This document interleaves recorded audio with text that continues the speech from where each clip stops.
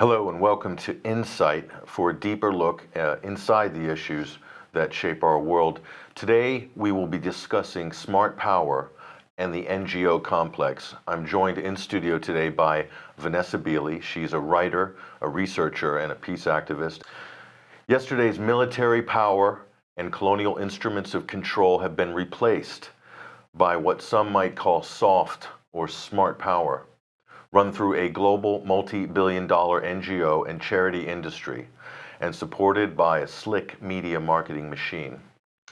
I'll begin with a quote from Stephanie McMillan, former NGO worker.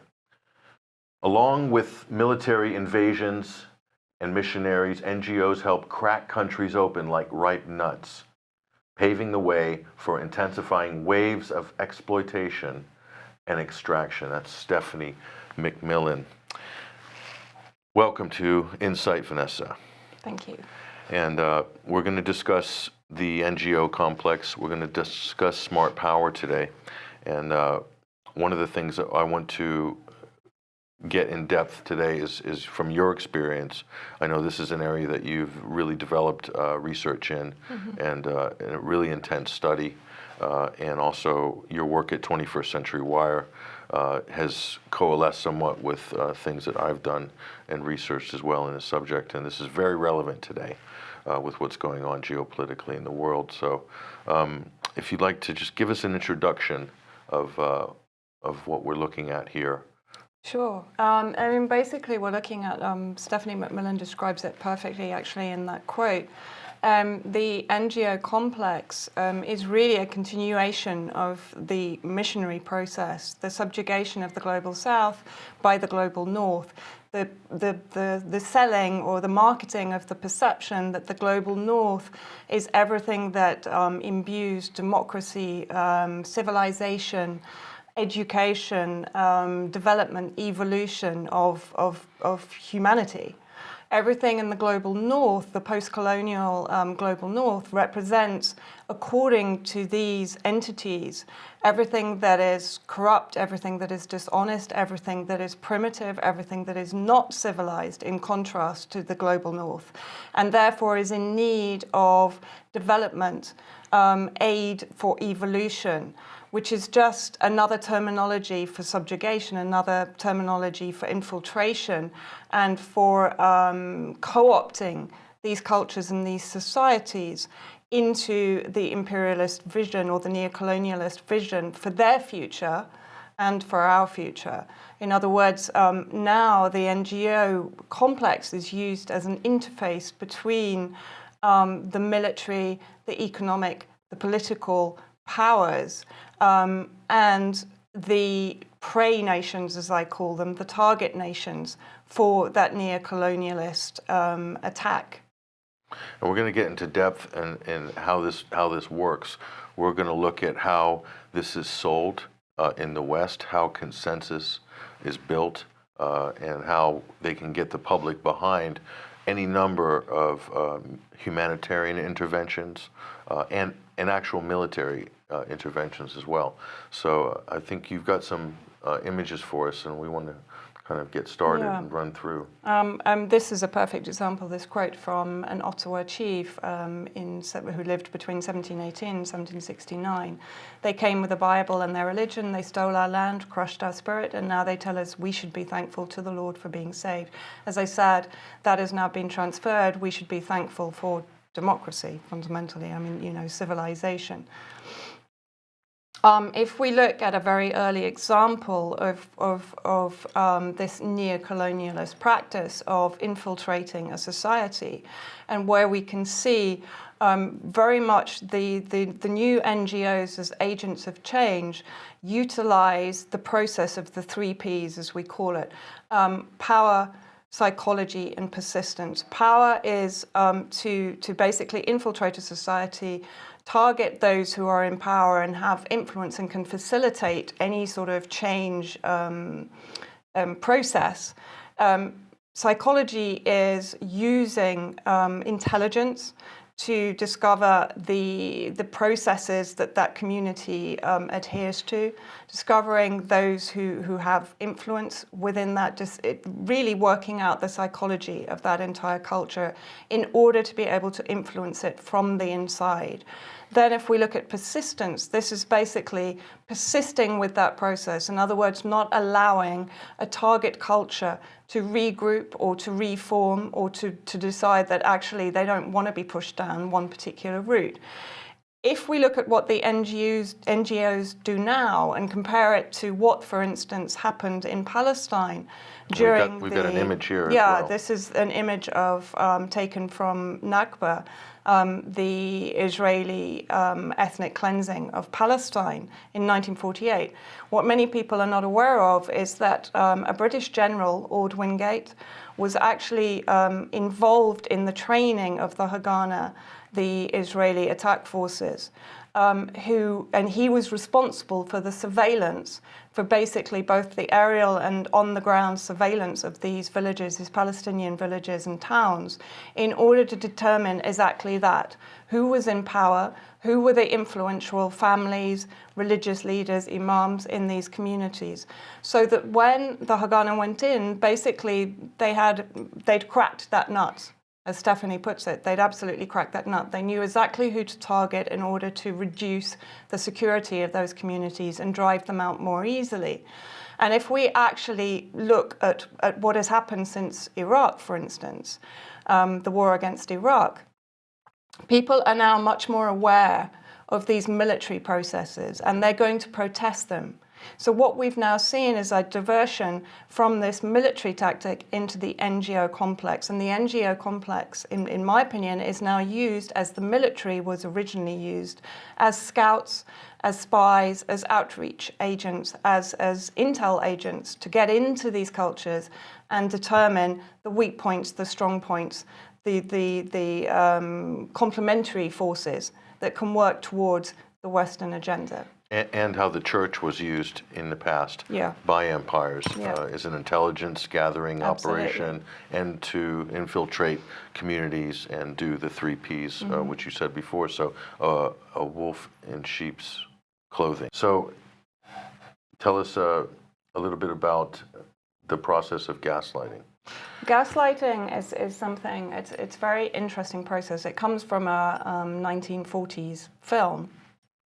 But it's now been developed as a psychological process, and it's used by many of the intelligence agencies, the CIA included, as a torture technique. It's a process by which somebody's ability to trust in their own perception of their environment and of various situations is undermined. It's eroded gradually over time through various mental torture processes. So the abuser basically manipulates the victim to a state where they no longer have any trust in their own judgment. They lose their own self-identity, and they end up relying upon their abuser to replace their reality. And this is very much what we see happening with the various processes that the government uses, that the state uses to persuade us of a power of good. The NGOs are part of that process. In other words, the media and the NGOs work in lockstep to present cases, perceptions to us. Once our own ability to judge a situation has been reduced by the fear factor, for example, the fear of terror, the fear of financial insecurity, the fear of loss of our own stability. Many bogeymen are thrown at us to put us into this position of insecurity, and then that insecurity is replaced by a reassuring reality by our governments, who do it through the media, through cinema, through the NGOs. The NGOs is that power for good that we cling on to when our security has been eroded. So I look at this in terms of, as far as what you just described with gaslighting, to soften up the West, to soften up the electorate, the constituency, I guess, in North America or Europe, in order to create a consensus, maybe to get behind some sort of a campaign for a no-fly zone or a humanitarian intervention, that's softening up the West. And then there's also the softening up of the target nation. And this is done through destabilization, which we outlined before. So, where do we go from here? I think from here we go to if we have a look at the NPIC complex, the not-for-profit industrial complex, we see how, in fact, this entire complex is a very, very tightly knit, closed-loop money laundering process. You have the state or the government at the top, which then interconnects with the ruling classes, who then, the process goes like this. They basically form their foundations, whether it's the Rockefeller Foundation, the Ford Foundation, the Clinton Foundation. Those foundations, in turn, produce NGOs, and it's the NGOs that elicit public donations, public monies, and then we can see how very easy it is to sort of launder that money around the process so that eventually it goes back into the foundations, it goes back to the ruling class, and it goes back to the state. So this is very much a closed, it's a front for fraud. In a domestic setting, we might call this the third sector, or we might call this the non-governmental sector, and this is very active in North America, in Europe, but especially internationally. So in the Middle East, in Africa, in conflict zones, we have thousands of NGOs. Yeah, and it's the graveyard for social movements, basically. Because it's co-opting them, it's taking them into, I call it almost like it's a mafia protection racket. In other words, if you buy into this protection, whether it's the target nations, whether it's domestic communities, you're buying into a protection racket, you're buying into this, and that money is then fed back to the mafia, the heads of the mafia. So this is really performing a role. It's creating a kind of a parallel society. Yeah. It's kind of a shadow state. Absolutely. But it's also done through, and we'll get into this a little bit later, but this is done through what some might call the tyranny of good intentions, by co-opting celebrity to sponsor various human rights campaigns, human rights charities like Amnesty, Human Rights Watch, big names. These are big brands. Absolutely. But they're being used as a kind of a tool, in a way, to maybe back up U.S. foreign policy, as an example. Whatever the State Department's doing, Amnesty International is pushing in the same direction. Absolutely. Or Human Rights Watch is pushing in the same direction. These NGOs will never swim against the crony capitalist stream. That's for sure. The ruling parasites are never going to produce an organization or a complex that is going to actually damage its interests, that's actually going to undermine its interests. And in fact, what you will see is the NGO complex acting hostilely towards those organizations or those grassroots movements that threaten any sort of crony capitalist agenda in the region. And I think it's important to qualify that we are talking about the high-profile charities, the high-profile NGOs. This is a multi-billion-dollar global industry. But there are a lot of NGOs, independent NGOs, doing great work. The majority of people, in my opinion, I don't know if you agree with me, but they're well-intentioned, hard-working, good people who want to do good work, who want to make a difference in the world, and doing whatever they can, mobilizing their skills, their education to help people who are less fortunate. This is the majority of people, I believe, that get into this sector. However, when you go to the top layer and you see what is going on up there, and the collusion between Western interventionist, neocolonial foreign policy, corporate agendas, softening up markets for future infiltration by cartels of corporations, which we saw in places like Iraq and throughout the world.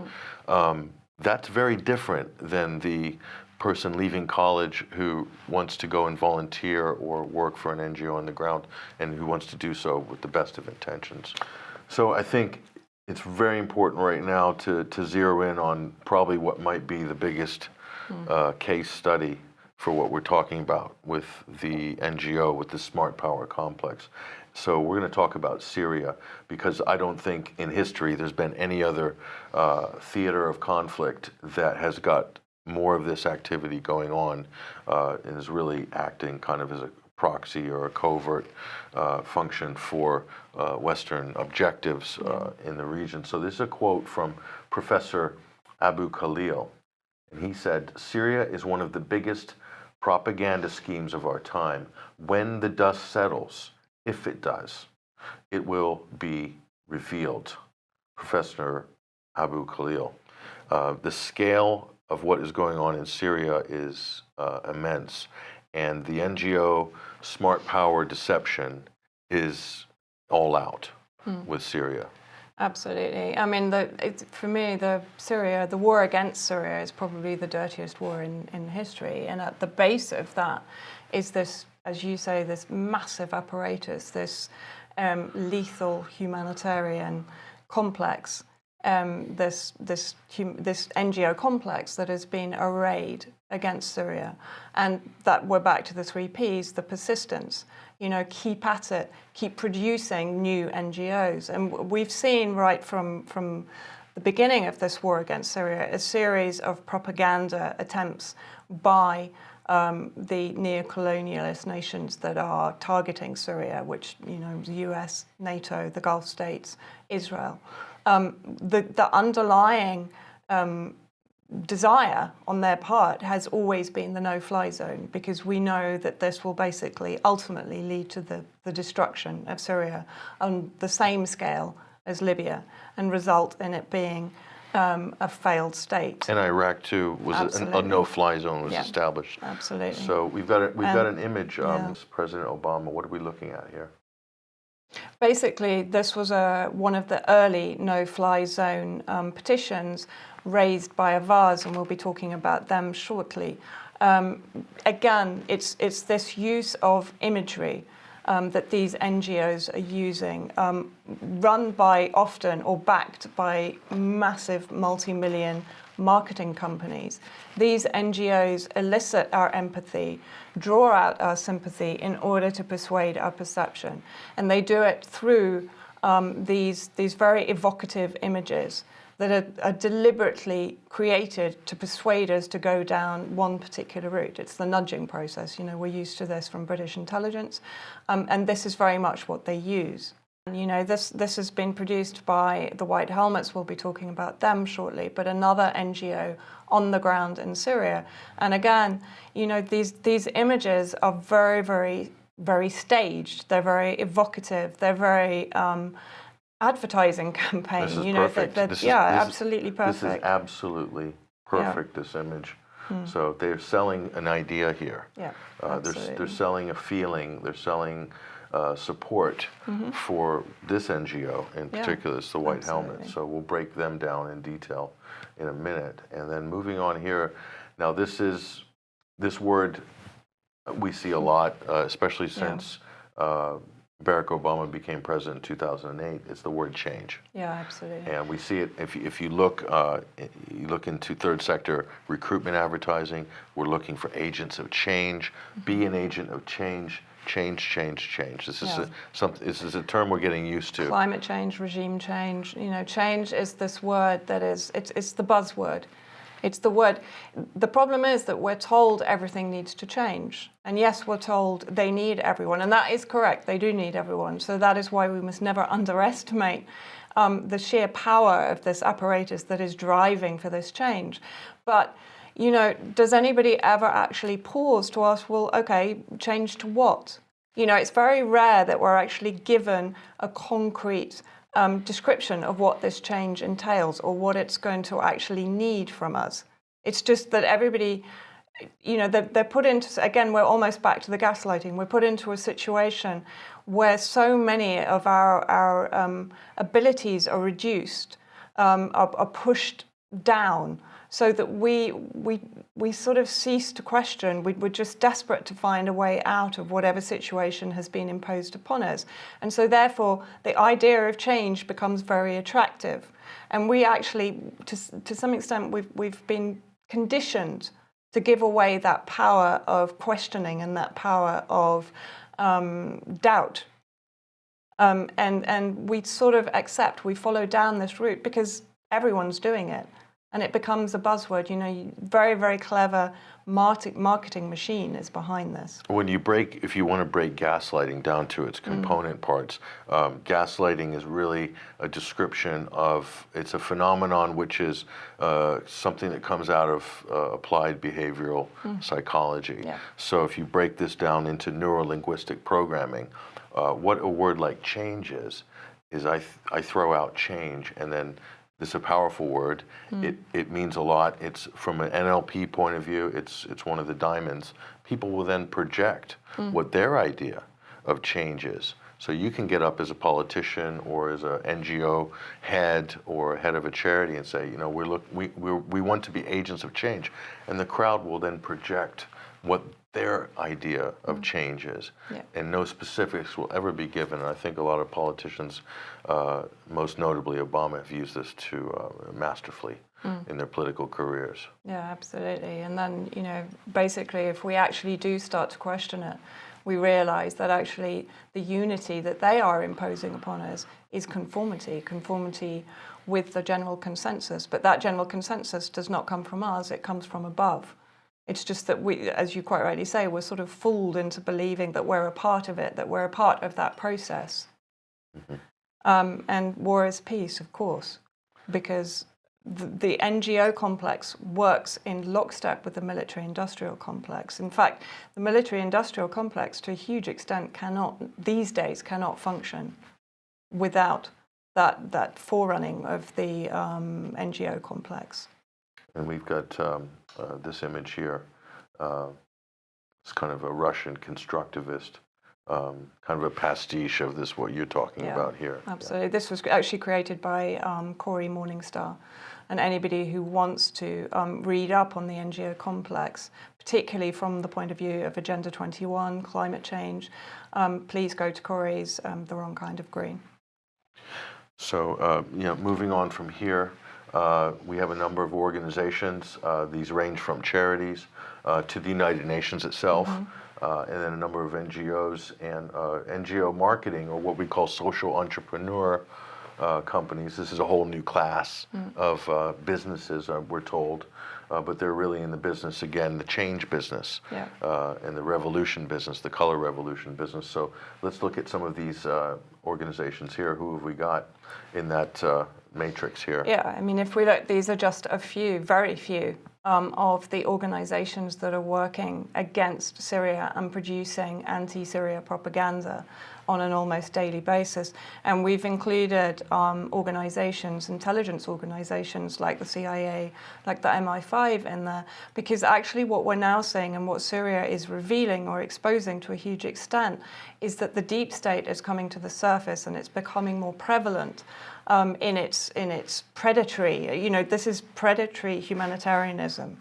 that we're seeing here, that's being used against Syria. And as I say, this is only a very small percentage of the number of the hundreds of NGOs that are working on the ground in Syria to produce the propaganda that serves the neocolonialist agenda. Hundreds of yeah, NGOs. Literally hundreds. Just on a side note, in Gaza, there's over 1,000 NGOs. Yeah, I mean, right Palestine is a very good case study. In fact, if we look at what is called the post-Oslo boom in NGOs, from 1995 to 2005, the number of NGOs in Palestine grew from about 500 to around 1,400, and I would surmise on that level of growth that by now we'd be at around 2,000 NGOs operating on the ground in Palestine, governing or monopolizing agriculture, health, and education. So they have an enormous power base within Palestine, funded by Western donors, backers, government organizations, so hugely co-opting the resistance movement. They were originally, that boom happened to prevent and stultify any resistance to the Oslo Agreement. And then, quite possibly, they've seen how successful that whole process was. And so they've grown that entire complex exponentially. Plus, with the financial crisis in Palestine, many resistance movements could not self-fund. So what they did was actually apply to become an NGO and to then receive Western funding, which then immediately mollifies that resistance movement. And actually, I have a very interesting story. When I was in Beirut, I met a Jordan-based NGO that was replanting trees in West Bank. And they told me, they said that US aid, the United States Aid Development Agency, had knocked on their door numerous times to basically offer funding. And at the last visit, they'd offered them $50,000, basically in cash. They just put it on the table. And they refused it. Within 1 week of that refusal, they'd been under attack from Israeli soldiers, direct attack, which they had not had before. So one could say that's coincidental. One could say that's purely because they refused to join the racket, the matrix. the protection Yeah, racket. absolutely. They didn't accept the mafia protection offer.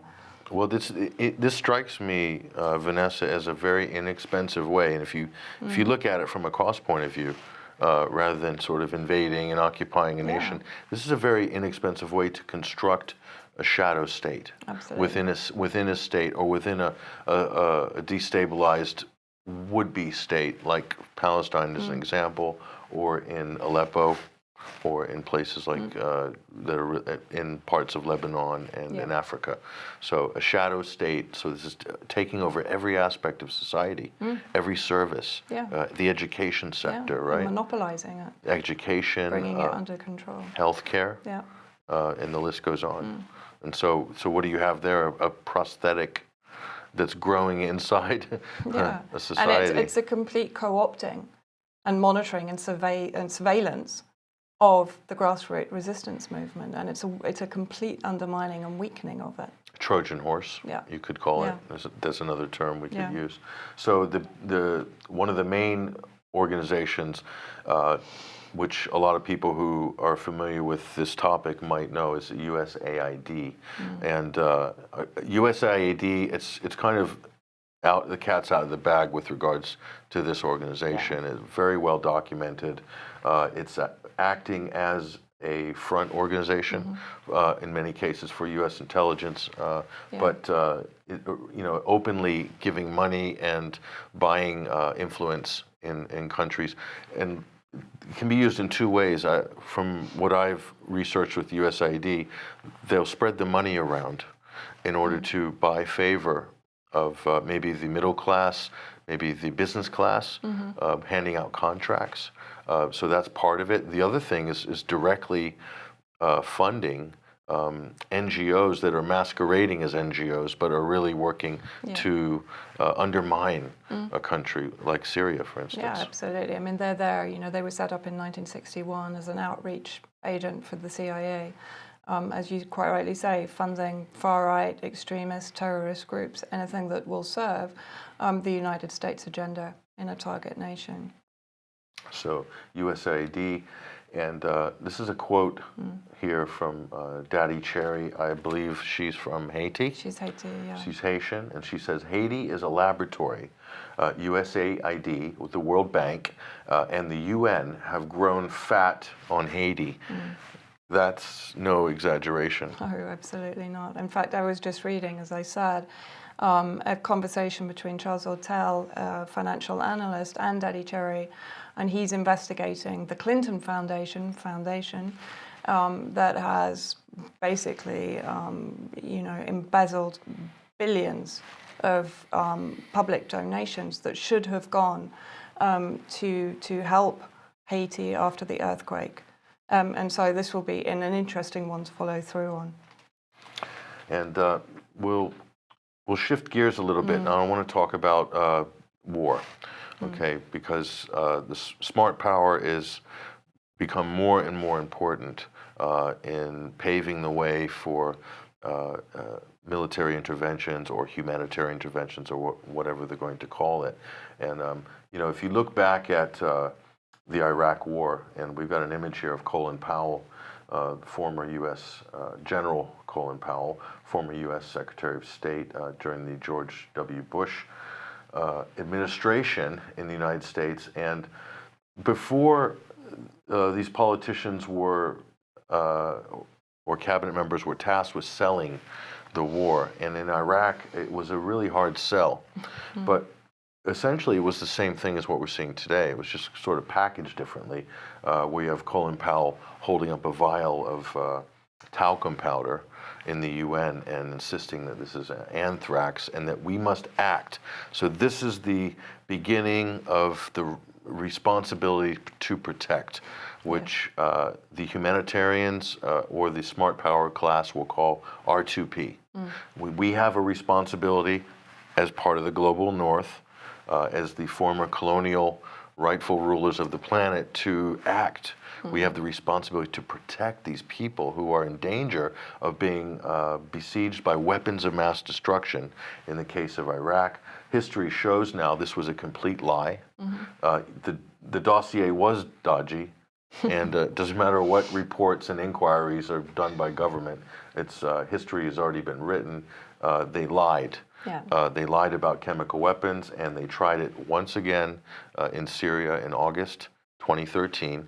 Almost an identical sort of fictional scenario was created for the Assad regime, as they refer to in Syria, as launching a chemical weapons attack against its own people. And we were really a hair from declaring war, Britain and the U.S., in bombing Syria in 2013 into the Stone Age. That was delayed, and but it's the same patterns repeating itself. Absolutely, and we're also seeing it in Yemen. If we look at the way that U.S. aid, for example, the UN and Saudi Arabia are working in lockstep to really collectively punish the Yemeni people for demanding their own sovereignty, for demanding their right to their self-determination. If we look at when Saudi Arabia started the bombing in Yemen in March 2015, in June 2015, US aid deliberately turned off the aid tap to Yemen. At the same time, Saudi Arabia created the King Salman Center, the first humanitarian NGO, oxymoron in that one, and US aid endorsed the King Salman Center almost immediately. So did the UN. In order to basically, completely decimate Yemen using US-supplied illegal cluster munitions against civilian targets.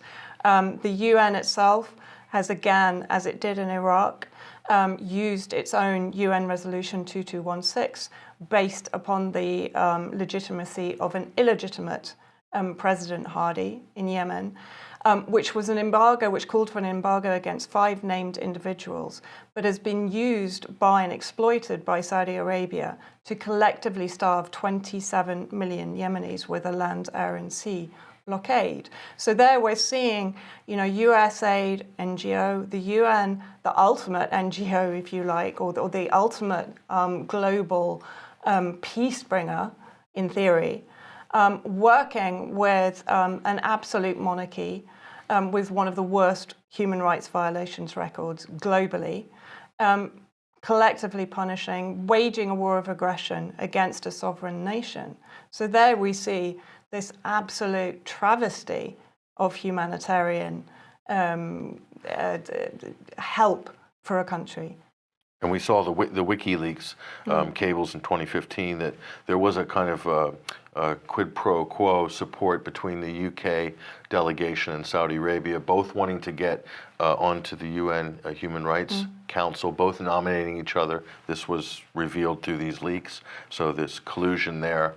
And also Saudi Arabia, $1 million donation to the United Nations or to the UNHRC, I believe, before their appointment as head of the organization. Well, there was also the vote exchange between, the alleged vote exchange between Britain and Saudi Arabia. So that's very interesting. So Saudi Arabia is literally buying its way into the smart power complex, like directly. Yeah, absolutely. As a government, as an so autocracy. They can carry out crimes against humanity under the guise of humanitarianism, which is exactly, it's what we're seeing globally, the use of the humanitarian NGO complex as a lethal weapon.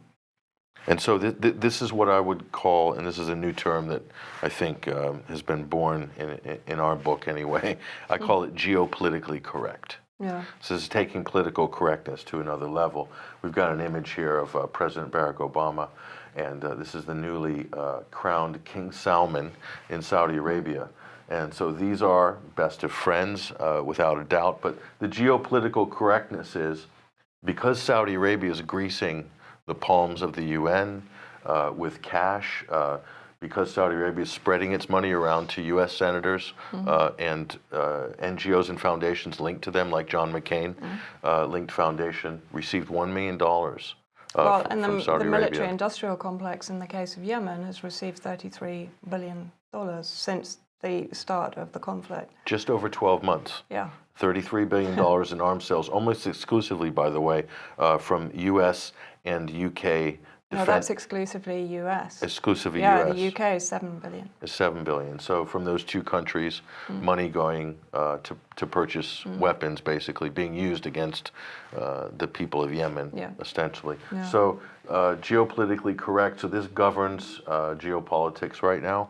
So what matters is who's giving what to whom. So what's happening in Yemen, maybe some of the most egregious human rights violations that we've seen openly. Now, it's one thing when we talk about Syria, this is happening through proxies, through guerrilla forces that are being backed, armed by Saudi Arabia, Qatar, by the United States, by the CIA, maybe by the British too, I would imagine, and Turkey, facilitated by Turkey. Okay, that is one thing. This is the dirty war. It's covert. What's happening in Yemen, the use of cluster bombs, for instance, by Saudi Arabia's Air Force. This is a state doing this openly against its neighbor. This is a very different proposition altogether. So we've got an image here. This is a cluster bomb. These are leftover, actually, from what Israel dropped in South Lebanon, millions of cluster bombs. But these same type of weapons are being used in a big way in Yemen, and this is a violation of human rights. This is against Geneva Conventions. It's against Geneva Conventions. It's against the cluster munitions conventions. Of course, the United States is not a signatory of this convention. However, its export law states very clearly that these munitions should never be used against civilian targets, and they should have, which is sort of pretty disgusting still, they should have a less than 1% failure rate, which means that basically the bomblets that are released by the cluster munition when it explodes midair should explode upon impact. But we know that Saudi Arabia has been using these cluster munitions exclusively against civilian targets or even humanitarian convoys, as it did last year. So while the United States is not a signatory of the Cluster Munitions Convention, Saudi Arabia is still flouting the US's own export laws, and yet the US has continued supplying them. And we also know that the US and the UK are present in the Riyadh Command and Control Centres, although they claim they have no say in the actual targets that are chosen. You know, this is kind of very difficult to believe if they're stood there determining where those missiles are sent, and yet they can then just sort of wash their hands of responsibility. They must see where those missiles are being deployed, and it is against civilian targets. And the U.S. are involved in air refueling. Yeah. The U.S. are, from their base in Bahrain, they are very much involved in the air campaign, the bombing campaign against Yemen, and also engineering, technical support. Because when the U.S. sells its hardware to countries, countries don't just get the hardware; they get the expertise. Absolutely. Well, Lockheed Martin, don't forget, has just set up their first external to the U.S. Base or factory inside Saudi Arabia. Yeah. And that's the first, so yes. And that doesn't get publicized a lot. No. It doesn't. So when they buy the kit, when Israel purchased the Iron Dome system, U.S. military officers are running that system in Israel. So I think a lot of people aren't aware how the whole package works in terms of arms sales. So let's look at some of the main players here. Who are the main players behind the NGO and smart power complex? You need money to run this globally, to run the shadow state, this big society, this big international society. You need money, and one of the gentlemen is George Soros. Absolutely. He's a Wall Street billionaire. I believe he's Hungarian in origin. He's got a very colorful history. Yep. But he spends a lot of money through the Open Society Institute, through a series of foundations. We've got some of them here. Just explain to us what we're looking at here, these balls that are being juggled by George Soros. Yeah, the war porn wizard. Well, basically, yes, George Soros and USAID are the main funders behind the NGO complex that is operating inside Syria. And these, again, are really just a percentage of the NGOs that Soros is funding. So we've got Amnesty International, we've got Purpose, we've got Doctors of Our World, Médecins Sans Frontières. Médecins Sans Frontières, Insan, Wissam Tarif, who was originally one of the Avaz campaign managers. You have Amnesty International, Médecins Sans Frontières, Medics Under Fire, Syria campaign, Planet Syria, you know, all of these offshoots from these various NGOs, and of course the White Helmets. And so moving on from here, now we're just going to show this as an example. Human Rights Watch has a really great profile, especially in Hollywood. A lot of celebrities support Human Rights Watch. And in the past year, it's been interesting. The head of Human Rights Watch, his name is Ken Roth. He's been openly, what he's been saying in public, it's almost completely in lockstep and streamlined with what is coming out of the State Department. So with regards to Syria, Ken Roth, we have an example here, unfortunately has been caught on multiple occasions tweeting fake photographs. This is the head of one of the biggest, most high-profile human rights charities in the world, is routinely putting out fake images, misrepresenting the conflict in Syria in order to clearly to demonize the government in Damascus, which is exactly what the State Department is doing. He seems to be somehow completely synchronized with what the State Department is doing. There's a revolving door between U.S. government and some of these organizations, which will show you. Well, one of the directors, of course, of HRW is a former CIA director, and so there is a very clear revolving door. Another director is Solana, who was one of the war criminals from Kosovo, of course. So, General Solana, from NATO. So the board itself is questionable. The funding is certainly questionable. It had seed funding, massive seed funding from George Soros, to enable it to exponentially grow its global influence. And then, of course, it had funding from Saudi Arabia. And moving on from this, smart power, this term, formerly soft power, as far as we can find, this term was coined by Suzanne Nocelle. She's a very interesting person. She's a high-powered public relations person who was working in the U.S. State Department in 2012 and then suddenly running Amnesty USA in 2012. So there's a revolving door. And while Amnesty was holding what they called a shadow summit to the NATO summit in Chicago in 2012, and they ran this ad. And this is quite incredible. So NATO, keep the progress going. So the argument Amnesty was making on behalf of NATO was that NATO's occupation and military operation in Afghanistan is helping women. And so this is the kind of backing the feminist war, if you will, in Afghanistan. Gender equality, gender issues were always at the forefront of a lot of these NGO campaigns. And so Susan Nocelle, formerly of the U.S. State Department, walks straight into Amnesty, and all of a sudden this appears in marketing campaigns. So we can see, again, not only a revolving door, a total synchronization. Here's another example. This is Amnesty. No more excuses. Russia needs to stop supporting Syria, stop supporting the government of Syria. So this is Amnesty doing exactly as the U.S. State Department is doing. It's always working in synergy with the U.S. State Department objectives. And in fact, if we take this as an example, this was taken from a very recent Wilson Center academic think tank in the US paper. In some countries, local NGOs have also been funded to mount people power campaigns. As in the recent colour revolutions, these campaigns are aimed at opening up political regimes to opposition parties and ousting leaders considered undesirable. I mean, this is kind of quite an extraordinary document in the sense that it very clearly outlines what the NGO complex is being used for. You know, opening up a country, it's cracking the nut. We're back to Stephanie McMillan's brilliant analogy, you know, cracking the nation nut. Literally, it's opening it up and allowing this funding, this political influence, this economic influence to come into that country. And another organization that's helped to crack the nut, so to speak, is Avaz.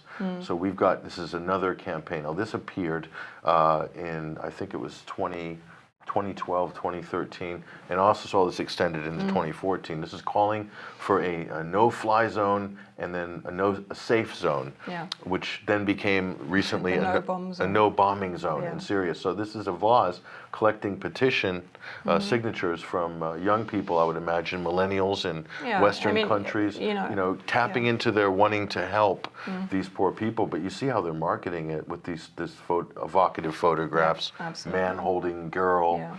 It's absolutely perfect. And then look, you know, let's look at who's behind Avaz. You know, again, you have the Soros funding, you have the Democratic Party funding through MoveOn.org, and really you have the founders, very much Hale, Harvard, Ivy League, real sort of high-flying Forbes magazine guys. And we have one here. Yeah. This Tom is Perriello. Tom Perriello with President Obama. This is during his Virginia, I believe, congressional campaign. So he's a Yale grad. He's head of Purpose or founder of Purpose. He's founder of Avaz. The founder members of Avaz are founder members of Purpose. And Purpose works PR? in partnership with Open Society Foundation. Purpose is basically a Manhattan advertising agent. In charge of behavioural change. They're agents of change, both Avaz and Purpose, but Purpose has a role very much in the slick marketing campaigns that are then employed by all of these NGOs that have sort of basically branched from Avaz and Purpose, like the Syria campaign, like Medics Under Fire, like Free Syria Voices, and of course the White Helmets. And in fact, I mean, this quote from Corey Morningstar is perfect. You know, we are talking about, and this is very much Avaz, the Ivy League bourgeoisie who sit at the helm of the non-profit industrial complex will one day be known simply as charismatic architects of death. And, you know, this is a very, very powerful statement. One of the best examples of this, and I wanted to pull this, this also dovetails with the earlier chief, the Pontiac chief quote about what the missionaries used to do. In 2012, there was Invisible Children was the name of the charity, and basically they produced films, and one of them was Coney 2012. And there are links between this organization and I believe Liberty University. This is an evangelical university, the World Ecumenical Church, working in Uganda, and some of the people in those organizations also with Invisible Children. And again, this is showing the church link actually still active in the missionary organizations in Africa, used as kind of Trojan horses. What Coney 2012 did, and we'll go back and we'll look at this image again, and they managed to convince thousands of American school children to empty their piggy banks and raise money to basically find Joseph Kony, some African warlord who we're told was impressing child soldiers who no one had actually seen for 6 years. And many people believe he was already dead by the time this campaign ran. But they got children to do campaigns like this: "We will fight war," and literally lobbying the White House to intervene in Uganda. And they did it. In the end, President Obama deployed 200-something special forces troops to Uganda. So this, although Coney 2012 collapsed as a fraud, I believe the person heading that charity had a nervous breakdown in public. It was very embarrassing, but they did get their troops on the ground, and this was just PR for a military footprint in Africa. If we look at how Avars work in Syria, it's a very similar process. We look at, okay, we know perfectly well that it's the US and NATO that have Syria regime change in their sights. So they will then create, for instance, as we've just been talking about, Purpose.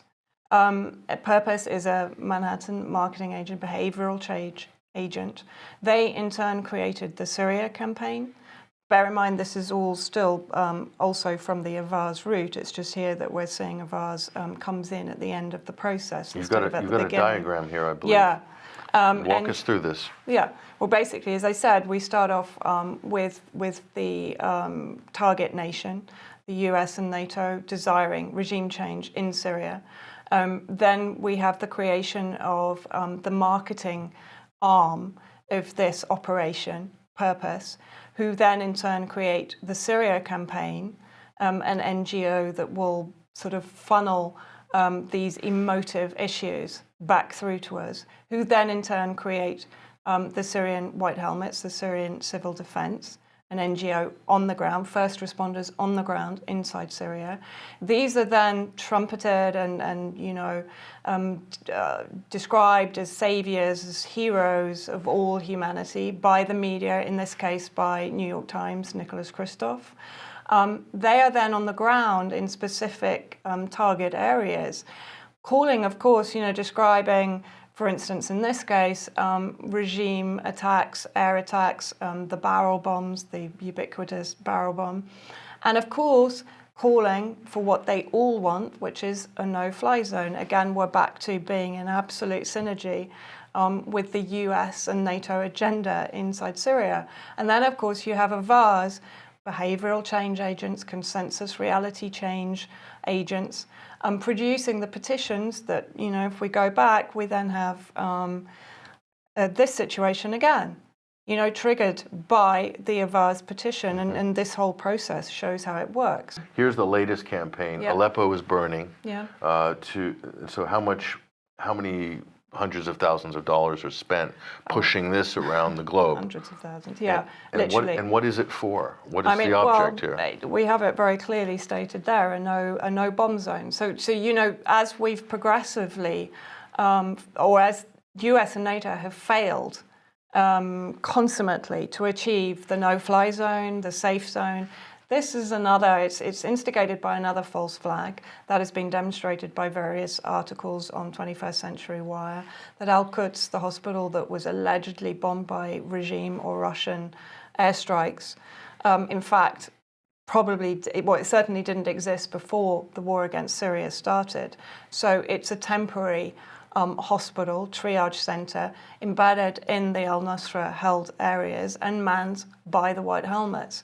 And to a huge extent, we know also that MSF does not have legally any hospitals inside Syria. It has supported hospitals exclusively, again, in terrorist held areas.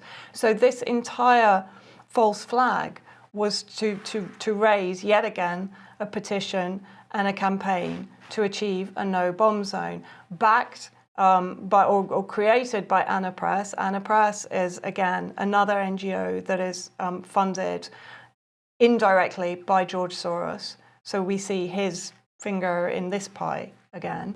More than 200 civilians killed in 1 week of airstrikes, according to the Syrian Observatory for Human Rights, hashtag Aleppo is burning. More marketing? Very emotive images, picked up immediately and run with by the usual suspects, the BBC, CNN, Al Jazeera, SOHR, all of these organizations that, again, you can never, ever disentangle them from the US and UK objectives. And, if we look at this, it's actually disgusting, because more than 200 civilians killed, yes, but by the terrorist hell cannon, the gas cannons, filled with explosives and glass and shrapnel fired on a daily basis into the 90% of Aleppo civilians that are taking shelter in the government-held western sectors of Aleppo. So again, which charities like Human Rights are, these are so-called moderate rebels, really terrorists, firing crude hell cannon munitions. Human Rights Watch will say that's barrel bombs being dropped by the regime, by the Assad regime. So despite evidence total deception. Complete deception, and despite evidence from citizens inside Aleppo that are saying there are no airstrikes. You're making these claims. There are no airplanes flying over Aleppo right now. All there are these hell cannon missiles that are being fired into particularly the Christian and the Kurdish sectors in Aleppo on a daily basis. Laying siege to people in government-held areas. They are blockaded by those terrorist factions. So this is, let's look at one of the main, probably the best case study. And this is something that you've really focused in on in your work. The white helmets. Let's briefly just give us an overview here of these images. Yeah, let's have a run through. This is very much all part of their propaganda campaign. Remembering, of course, that this entire campaign is overseen by Purpose, that is really one of the top marketing agencies in the United States. Look at this. Yeah, absolutely. Invested in life. This is perfect. We've got a cute child covered in dust with blood dripping. I don't see the cut where it's dripping from, but there's blood there. We've seen the similar sort of very theatrical. Yeah, it's very theatrical. It's great. If you see this on a billboard, it's a perfect photo shoot. It's very nice. Perfect. No gender issues within the white helmets. Beautiful young models here. Yeah. Who, by the way, we very rarely see in any of the actual so-called operational photographs. I've yet to see these girls actually. Not rarely, they don't exist. No, I'm just saying I've never seen them in any of the white helmet promo videos. But these girls here, they fronted I think it was a crowdfunding campaign to raise money for the white helmets. So that's interesting. Again, we're tapping in. Again, like if you look at these images, the use of children. The future of Syria is, according to this advertising campaign, the children, but the children as white helmets. So this is a very clear connection between a Western-backed NGO and the future of a country. And of course, we have to have the cat factor, the sentimental factor, if you like, rescuing the cats from the rubble. I'm smiling, but this is a genuine campaign, and in fact, a genuine campaign was run to try and humanize the Free Syrian Army. Under attack for saving lives. So again, we have the actor or the person here with the charcoal on the face, looking up into the abyss, and they've just done a rescue job. So we're told here against the white helmets. We are from the people and for the people. Again, very emotive, very heart-tugging taglines, real sound bites, which people do love to see. And yet, the white helmets are exclusively, again, embedded in ISIS and al-Nusra, which is Al-Qaeda in Syria areas. They do not operate in any other areas inside Syria. So they run triage for these people here. Yeah. Let's look a little bit closer at this organization. Just tell us a little bit more about what we have here in the next images. Well, they have this year again been nominated for the Nobel Peace Prize, which is an extraordinary process, really. If we start to have a look at the actual background to this organization, funded by USAID, United States government, and the British government. So $23 million, as far as I know so far, from USAID into these white helmets.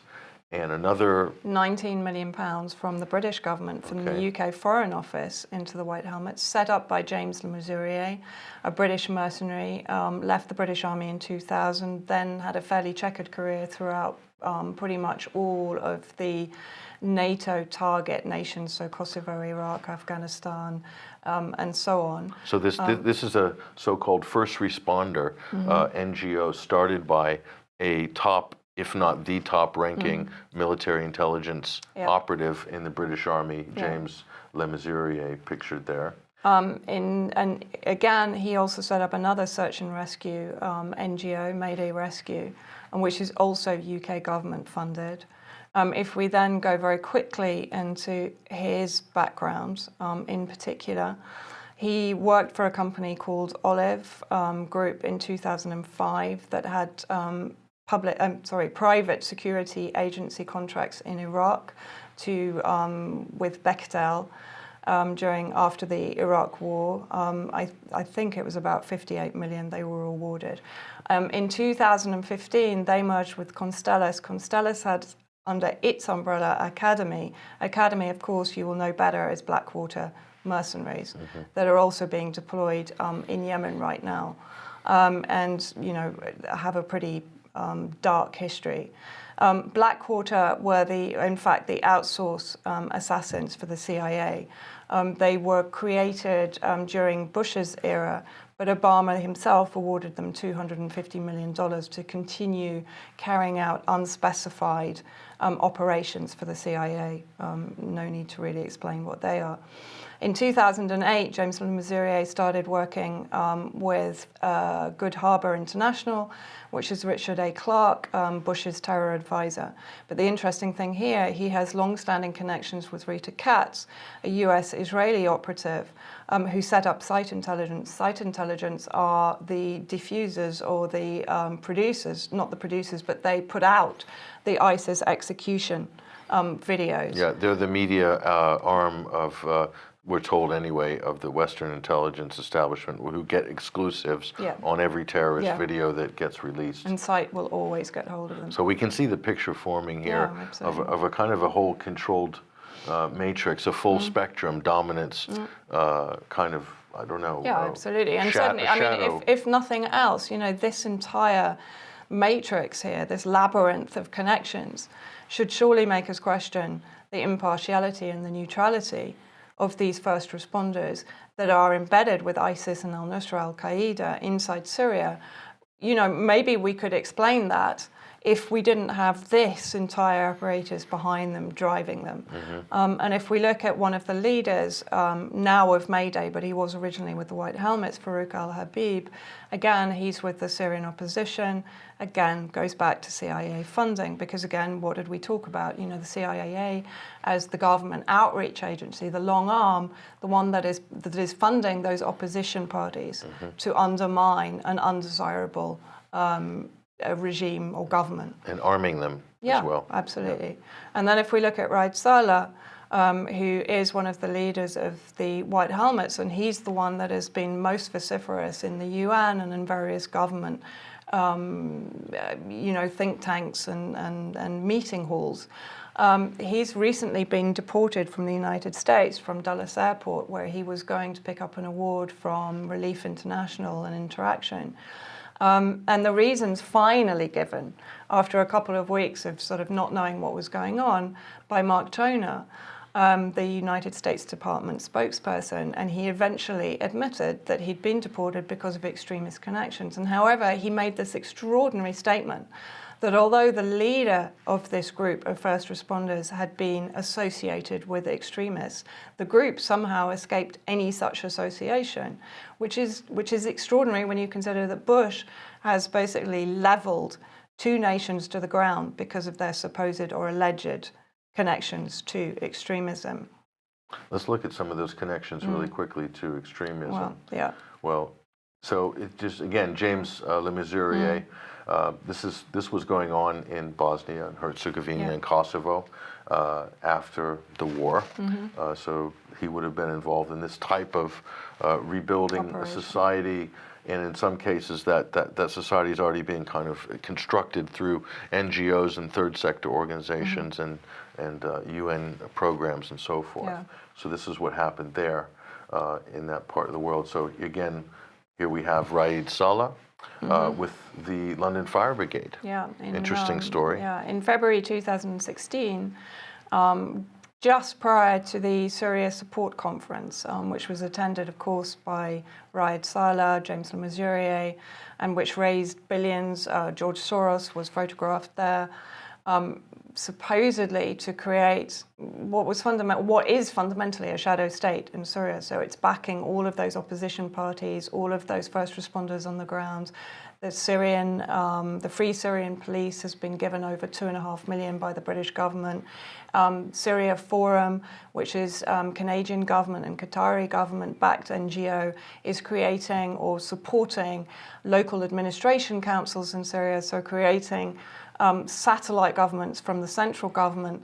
In other words, it is basically the creation of a shadow state. You have shadow police, you have shadow first responders, or, as we may also say, shadow military. So they're preparing to sever the connections of these areas with the actual nation of Syria by constructing this shadow state. They're attempting through NGOs. Yeah. So let's look. Definitely. Who else have we got here? I know you've got a few more images to share with us. Here we have, obviously, the Daily Telegraph, after one of our articles, actually admitted that the white helmets are embedded with ISIS as well as with al-Nusra. Here, an image of, but this was basically bearing in mind that the white helmets make this claim that they are non-sectarian, that they are impartial, that they have risked their own lives under sniper fire to bring the bodies of Syrian Arab army soldiers back for burial. Here, and I don't think we can actually play the video right now, but here you actually see two white helmet operatives standing on top of these bodies of Syrian Arab army soldiers and basically flicking the victory V as they're driven off in a pretty sort of devastating state. So we have an NGO here that millions of dollars are spent marketing it, inflating its public image, and whose members are moonlighting with Al-Qaeda in Syria. That's quite an interesting proposition. Yeah, and this is very indicative, and I think what Syria, unfortunately, through the shedding of their blood in this conflict, in this war of aggression against them, they're acting as a litmus paper of the sheer level to which US and NATO have gone to deceive the public. The white helmets are perceived as these first responders since 9/11. They're almost untouchable. The whole class of first responder and firemen, people who, landmine diffusers, it's like saints, basically. They have that status in terms of public relations. So looking at the big picture, is this what it's all about? We've got a map here. Yeah. I mean, and we also need to consider that one of the other seed funders of this entire campaign, Syria campaign, and all, particularly Syria campaign, is Ayman Asfari, who has, he's billionaire CEO of Petrofac, that has invested interests in BP and Shell inside Syria.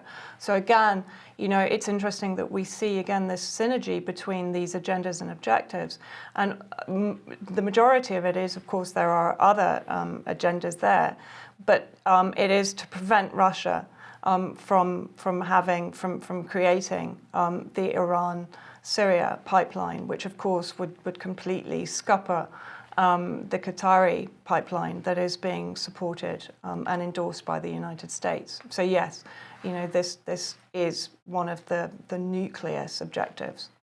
And there's a number of pipeline, I might add, a number of pipeline projects. This is one of the two of the main ones here, which absolutely, in my opinion anyway, and many other analysts as well, is playing a central role behind the scenes in the motivations of what is the Western agenda.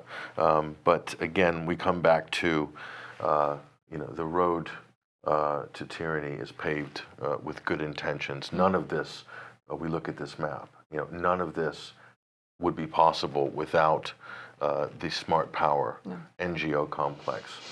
Save from direct military, Iraq-style direct bombing invasion, occupation. That's off the table in 2016 and 2015. Yeah. But this, through stealth measures, through public relations, through marketing. Predatory humanitarianism. That's what we're saying. Predatory humanitarianism. This is all on the table right now, and we're seeing it play out today. Yeah, absolutely. And there's been a number of examples of this. So, Vanessa, we want to thank you for your work on this subject. And we also want to encourage everyone to research and learn more about this very important subject, because this issue especially is one that will continue to shape our world. Look for insight. Good night.